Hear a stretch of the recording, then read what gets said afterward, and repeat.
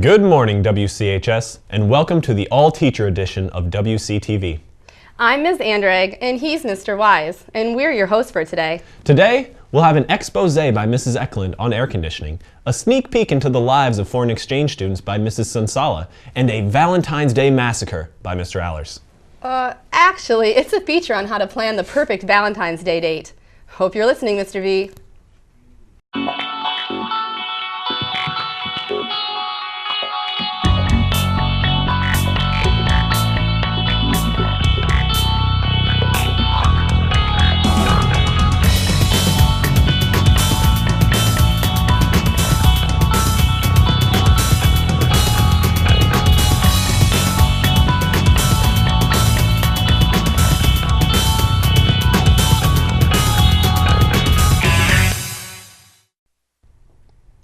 Hot or cold, the temperature in the school is something of constant debate, but an almost ubiquitous point of view is that it needs to be changed. Well, I don't know about you, but I don't think it's been that bad. You might be happy with the current conditions, but I've been freezing my epidermis off. The last thing people might be thinking about in the middle of winter is air conditioning, but I'm sure it sure is a hot topic on Miss Eklund's mind. Believe it or not, summer and spring are just around the corner, and with all that nice fresh air, some of you may be wondering about air conditioning. But is it really necessary? Administration is looking into air conditioning in the high school, but it probably wouldn't happen until after all this construction that we have going on now is done and see how much money is actually left over for remodeling and doing different things to the building. I think having air conditioning at the high school would be good. It would give us a chance to look at year-round school so we could have kids at school all year long. If air conditioning is ever going to be an option, we need to get our facts straight. An obvious reason would be if the temperature outside starts to soar, the temperature inside is definitely going to get steamy. Students seem to come up with every reason under the sky. Air conditioning is really great because it cools us down, and we need air conditioning here because it gets really hot in here sometimes. Unlike Ben, there are some here at the school that definitely oppose getting air conditioning. One of those people I happen to think I know very well. What's so bad about getting air conditioning here at WCHS? Oh my God, can you imagine if it was so much colder in here? My fingernails are already blue. What would I do? What's a good alternative to air conditioning? Well, duh. Obviously, the good alternative would be everybody have heaters. Why not in July? Whether you secrete a salty, watery fluid from the sweat glands of your skin or your goosebumps never seem to fly south for the winter, everyone is entitled to their own opinion, and my opinion includes a heater. I'm Mrs. Eklund reporting for WCTV, and I'm sure air conditioning is out of the question. That gave me chills. I guess some people aren't used to the weather around here. Some of us more than others, like our foreign exchange students, but they seem to be tolerating the weather. Here's Mrs. Sansala with a look into the life of some of our foreign exchange students. Taylor, what seems to be the problem? I have a very important meeting soon, and my translator hasn't shown up, and yeah. Well, for what languages do you need interpreters? German and Ukrainian. Oh my gosh, I speak perfect German and Ukrainian. Really? Yeah. Would you be willing to do it? I can do it. Great. Hello, good morning. Welcome everyone to our very important foreign prime ministers meeting. Our interpreter, Mrs. Sansala, is here to convey all messages to the heads of state from Ukraine, Germany, and unfortunately Norway couldn't be here. Mrs. Sansala, please thank our visitors for coming and let them know that we will begin our conference by discussing the foreign policy number 222 in their folders. Okay. Glockenspiel, Hanky Unsi. This I will destroy your.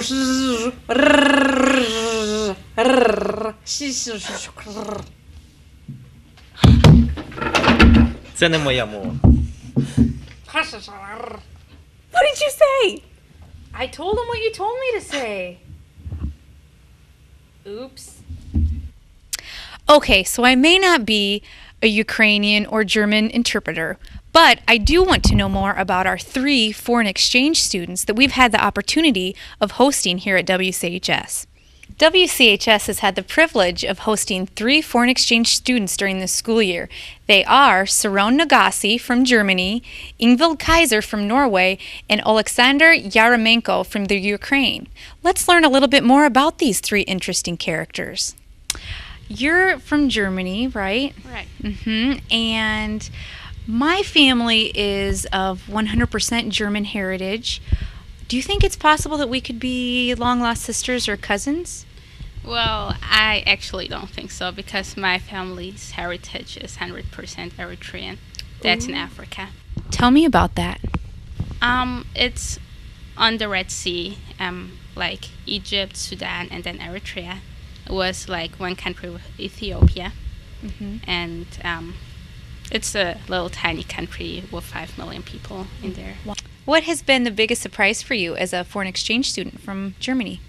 That there are actually more differences between the United States and Germany than I thought there are. Difficult part of coming here to Iowa for a full year, right? You're going to be here for a full year? 10 months. Like to be so far away from my family and friends, and yeah. Well, Alexander Yaramenko. Yes. Tell me, do you know any Russian/Ukrainian spies? Actually, it's me. What made you decide to come here to Iowa to study? Actually, U.S. government gave me the chance because I didn't pay for it at all. It just U.S. government paid for me, and in Ukraine I just wrote some tests, 3 tests, and it was very hard, but I passed it. So I had chance to go to USA. So if I were to go to your country in the next minute, tell me something I would need to know.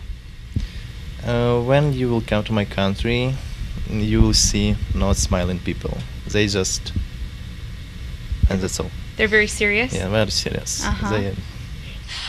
So can you tell me what the best part of studying abroad has been?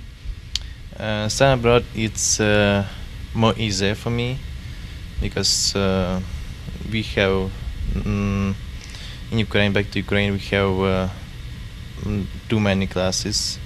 Due to some technical difficulties, we could not capture Ingvild Kaiser's interview on tape. However, she is from Norway. She did not have a language barrier, much of a language barrier at first coming here to Iowa, although she did have to learn some slang.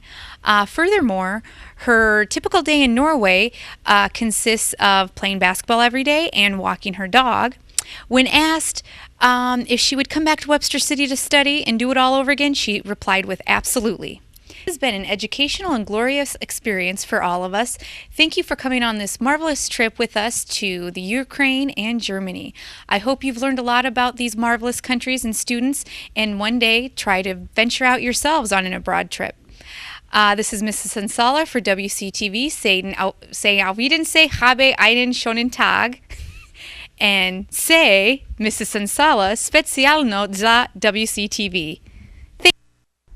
Thanks, Mrs. Sansala. That feature was very enlightening. I agree. But the feature I'm most excited for is this next one. You see, Mr. Weiss, Valentine's Day is coming up, and rumor has it that Mr. V hasn't figured out where we're going for the day yet. I'm sure he'll get it figured out. He's probably just setting you up to think that. Do you think so? Well, what do you think? Well, I think we'd better hand it over to Mr. Ahlers. He's got all the advice for anyone, teachers and students alike, trying to figure out how to make Valentine's Day go perfectly. With Valentine's Day coming up, most people are getting ready to go out with that special someone, but a lot of times people don't know exactly what to do. What kind of flowers do you get? Chocolate or no chocolate? And most importantly, where exactly do you go? The number one seller at Valentine's Days, traditionally and still to this day, is always roses. And the main color probably is red, followed by pink, and then the other colors all fall into place depending on each person. But red is probably predominantly, I would say, 90% of the orders. And probably the most popular besides roses would be a mixed bouquet. That's just a good mix of different colors and flowers put together. We do use a lot of red, pink, and white for Valentine's, but also pinks and lavenders are also a popular color. So there's some good information on what types of flowers to get that special someone. But you can't show up with flowers. You need something a bit more tasteful. My favorite candy is anything without corn syrup, mainly diamonds. I love when Cody gets me heart-shaped Snickers. On Valentine's Day, I would like chocolate so that I can share them with my twin, Nicole. So there's the scoop on the sweets that special someone will enjoy. And lastly, the greatest question of them all. Where do you go for that Valentine's Day date? The movies are the best place. The perfect place for a date would be sitting in my living room watching Psych on Netflix. So there you go. You've got flowers, sweets, and the place. This has been Mr. Ahlers reporting for WCHS, and I hope you have a virtuous Valentine's Day. I don't know what I was thinking. Of course Mr. V will have everything ready. I wouldn't be too concerned if I was you. Most people don't know this, but Valentine's Day actually derives from a pagan festival known as Lupercali, which is a festival of health and fertility. And it was later adopted by the church. And you know what? There are over 9 St. Valentines to date. Okay.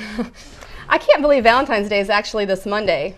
Speaking of stuff coming up, don't forget to get in touch with Mr. Heston if you want to set up singing Valentines. And don't forget, there's a varsity basketball game in Algona tonight. And Wrestlers Districts is on Saturday. Good luck to all of our athletes.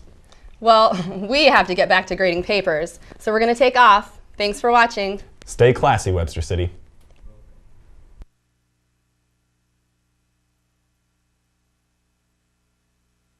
How much does a polar bear weigh? Enough to break the ice. Hey, I lost my number. Can I have yours? Hi there. Are you a tamale? 'Cause you are hot.